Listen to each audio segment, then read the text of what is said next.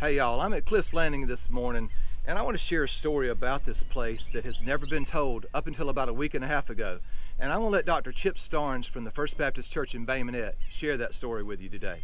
My daddy was never one to brag, so I made this video to tell how Cliff's Landing became a public boat ramp. This is really a special place to me because when I stand here and watch people put their boats in the water to go fishing, hunting, or simply pleasure boating, I get a lot of satisfaction knowing my daddy played a big part in us having this place. I hope you and your family can make just as many great memories from Cliff's Landing and the Tensas River as we did. Brother Cox had mentioned a few moments ago about Brother Galen's giving of himself to make the fishing community a better community. And I know that Dr. Cox shared with us some of those important characteristics about Galen's life, and one of those was determined. And I think as I relay this story, that word determined will come into focus and to bear.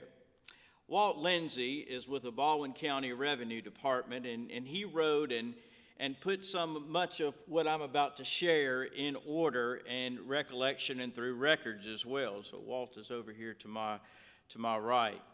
So this is some pertinent information concerning Galen's contribution to this area and to everyone who enjoys fishing.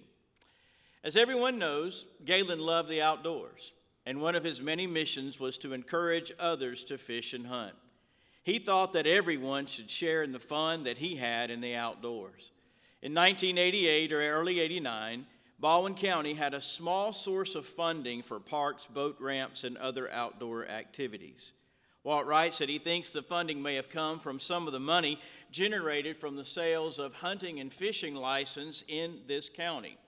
And there were numerous privately owned boat ramps in North Baldwin County. Some of these include Dixie Landing, Rice Creek Landing, Hubbard's Landing, Upper Bryant's Landing, Live Oak Landing, Cliff's Landing, Perkins Hurricane Landing, Cloverleaf Landing, and Busby's Landing, and Mizell's Landing. That's a long list. And most people will think, well, that's enough. Well, most people other than Galen. Galen thought there should be one more. And when Galen found out about the availability of some funding for a boat ramp, he was convinced the county needed to have a public boat ramp with safe ramp facilities, docks, and parking so that more people could enjoy the great outdoors. And so Galen took it upon himself to go to the county commissioners at the time, including Frank Burt, the commissioner from this area, and pitch his idea. And so the commissioners were in favor of a public boat ramp in North Baldwin County, but only had a modest budget for such purchase and indicated, well, we'll have to wait until more funding becomes available. But that did not discourage Galen Gilligan. So he took it upon himself to move this project along, to be determined in that. And so he made several contacts with several owners of local ramps, but found there was only one owner who was interested in selling their facility, and that's Mrs. Rachel Eddins. Now, Brother Galen had a relationship with Miss Eddins. When he was a child, his mother, Genevieve, would drop him off with her longtime friend, Mrs. Rachel Eddins, who owned Cliff's Landing, so she could go to work. So Miss Genevieve could go and make that living that Dr. Cox was talking about. And so Galen, as a young boy, was spent many days with Miss Eddins. He was swimming, exploring, and fishing off the banks at the landing.